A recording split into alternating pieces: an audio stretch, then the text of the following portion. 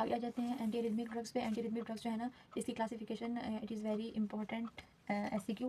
तो इसकी क्लासिफिकेशन आपने ग्रुप वाइज आके ग्रुप 1A 1B 1C करके आपने अच्छे से तैयार कर लेनी है। और इसके बाद जो है ना इस पैथोफिजियोलॉजी वाले इसमें आपको थोड़ा सा ना टॉर्सिडस डिपॉइंटिस का बताया हुआ है कि किस तरह से ये जो है ना हमारे पास पोटेशियम की वजह से और हमारे पास प्रोलॉन्ग QT वेव बेसिकली। तो ये आपने याद रखना है कि कौन कौन सी ड्रग्स जो है ना वो ये कॉज कराती हैं। तो ये MCQ पॉइंट ऑफ व्यू से वेरी इंपॉर्टेंट है। उसके बाद आपने क्लासिफिकेशन जब आपने याद करनी है, क्लासिफिकेशन के साथ ही आपने जो है ना वो इनके इफेक्ट आपने लाजमी अच्छे से करके तैयार करने कि कौन सा ग्रुप जो है वो हमारे पास पोटेशियम को इफेक्ट कर रहा है, कौन सा सोडियम को इफेक्ट कर रहा है, कौन सा एक्शन पोटेंशियल को किस तरह से इफेक्ट कर रहा है। These are very very very important in fact our prof MCQs, ठीक है। और उसके अलावा जो है ये मैकेनिज्म ऑफ जो है ना ये इसका बस आपने बाकी रीड कर लेना, इसमें से इतना कुछ खास SCQ पॉइंट ऑफ व्यू से नहीं है। और उसके अलावा इसको रीड कर लें, re-entrant arrhythmias.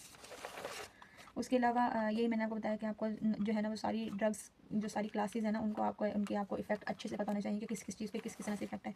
This is very very important. इस ग्राफ को आपने जो है ना बहुत अच्छे से डिटेल में आपने करके तैयार करना है for everything, for SCQ, for MCQ, for viva point of view. Basically it will build your concept and it is कि आल्सो अगर आपसे वो क्वेश्चन में अगर वो SCQ में कोई क्लास वगैरह पूछें तो आप साथ उसका एक ग्राफ बना के जो है वो आप थोड़ा सा एक साथ में ऐड कर सकते हैं, ठीक है। उसके अलावा ये जो है ना ये आपने MCQ के लिए अच्छे से तैयार करना है टेबल, इसमें से MCQs बहुत आते हैं, आपने अच्छे से तैयार करना है इसको। और ये भी पिछले वाले की तरह ही है, ये OSPI में आ जाता होता है कभी कभी। और उसके अलावा इन ड्रग्स के जो पेक्यूलियर एडवर्स इफेक्ट्स हैं ना वो मैं आपको आगे जगह दिखाती हूँ, वो आपने बहुत अच्छे से तैयार करने हैं। उसके अलावा इसमें सारा कुछ मैंने आपको बताया कि किस किस तरह से आपने करके, यानी कि आपको ना पहले अगर लेट्स सपोज एक क्लास है ना ग्रुप 1, पहले आपको उसकी सारी ड्रग्स के नाम पता होनी चाहिए, ठीक है। उसके अलावा आपको उनके इफेक्ट सारे डिटेल पता होने चाहिए, concept should be very very clear. मैं आपको एक दिखा देती हूँ।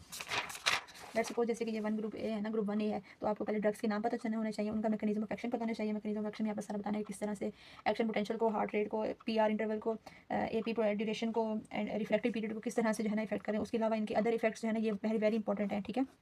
क्योंकि यही जो इसमें जैसे क्विनिडीन वगैरह कुछ ड्रग्स हैं जो आप अगले चैप्टर्स में जाके इनको दोबारा पढ़ेंगे तो you should memorise, you should remember कि एक ड्रग्स जो है वो एक से ज़्यादा ऑर्गन पे जो है ना वो इफेक्ट करती है। उसके अलावा इनके एडवर्स इफेक्ट्स आपने अच्छे से तैयार करने हैं, ठीक है। Here you can take the screenshot if you want.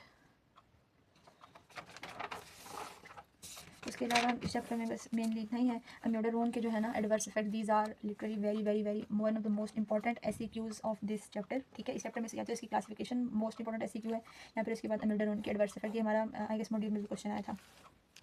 और उसके बाद ये मिसलेनियस जो है ना ये इस तरह से हैं कि 2025 के कुछ सेंडर्स में जो है ना उन्होंने एडिनोसिन और ये इस तरह के इनके रेनोलाजिन इनके ना मैकेनिज्म मतलब कहा हुआ था कि राइट नोट ऑन दिस 1 से 2 नंबर का या 3 नंबर का, तो इनको आपने जो है ना वो अच्छे से तैयार करना है। चैप्टर के MCQs आपने ज़रूर तैयार करने हैं, इसमें से आते हैं। और ये मैंने आपको बता रही थी कि here you can take the screenshot कि ये इनके ना पेक्यूलर एडवर्स इफेक्ट्स हैं कि जो ड्रग्स स्पेसिफिक हैं कौन कौन सी ड्रग्स जो हमारे पास क्या कराती है, ठीक है। Dose related pulmonary fibrosis amiodarone cause कराती है, ठीक है। इस तरह से डाइजॉक्सिन इंड्यूस्ड एरिथमिया जो है हमारे पास 3 ड्रग्स कराती हैं, तो इनको आपने अच्छे से तैयार करना है इसके एडवर्स इफेक्ट्स जो हैं। और ये मैंने इसके क्लिनिकल यूजेस लिखे हुए हैं कि कौन कौन सी टाइप जो है ना ड्रग वो किस स्पेसिफिक एरिथमिया के लिए यूज़ होती है। Take the screenshot and memorise it well, ठीक है। उसके अलावा एक नीचे जो है ना ये हमारे पास एक इंपॉर्टेंट पॉइंट है, Wolff Parkinson syndrome. It is not that much an SCQ point of view but you should know about it.